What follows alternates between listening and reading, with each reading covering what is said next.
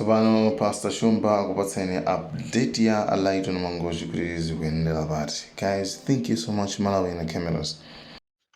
Kumawa ndikukhulupirira kuti mwadzuka bwino nonse Amalawi komanso nonse okonda group la Rise and Shining kuchokera ku mzinda wa Lilongwe. Ndikufuna ndikupatsireni mvemvemve weniweni umene activist wathu nzathu Alaiton Mangochi amene anamangidwa dzana ku Karonga.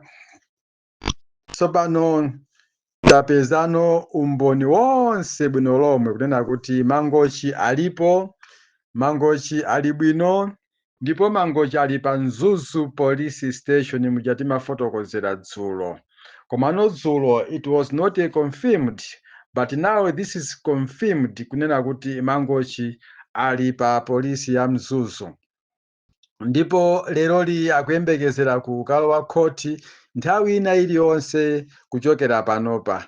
Andi mulandu umene amutsegulira kuti ndi osokoneza ku ndinene kuti chibanje kuti mumvese akuti oyambisa chisokonezo akutero tu pamene alemba chikalatacho kukarongako chifa anabwe atamulemba kale kuti mulandu wake ndi osokoneza. Ndeka akusokoneza chani zikamveka ku khotiko. Ndikukhulupirira kuti anthu alibe milandu yeniyeni yomuti amupezere munthu zomveka. Choncho ndimafuna ndikupatseni ine Pastor Moses Shumba omvera athu nonse amene mumadalira kuti timva ziwiri zitatu kuchokera kwa Pastor Shumba. Mapulogalamu amene aliko lero ndonena kuti Bambo Mangochi lero akupita ku khoti ya Mzuzu kuti akayankhe mulandu komanso akapemphe mwayi wa belo. Tiye timpempherere mzathu Mangochi timuyikize manja mwa Ambuye kuti Mulungu akhale kumbali yake ndi kuti mwayi wa belo akapatsidwe ndi kuti lero akhoza kutulukanso kukafika ku nyumba kwake.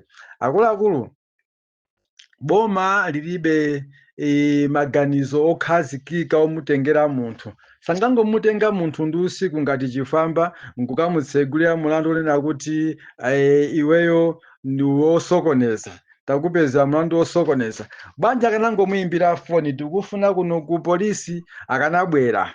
Koposaposa kutenga anthu kuthira mafuta galimoto kuononga ndalama zambirimbiri ukamutenga munthu popanda nkhani yenini yomveka. Izi tizikusinza kuti boma lekugwidwa njakata muonanso kuti Mangochi ampasa belo.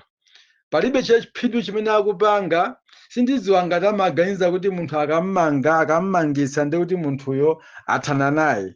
Sindikudziwa ndi nzeru zawo, koma kwa ineyo sindikuonapo cha nzeru penepopo. Zikomo kwambiri Amalawi nonse ndimangofuna ndikupatseni update ya Comrade Alaiton Mangochi.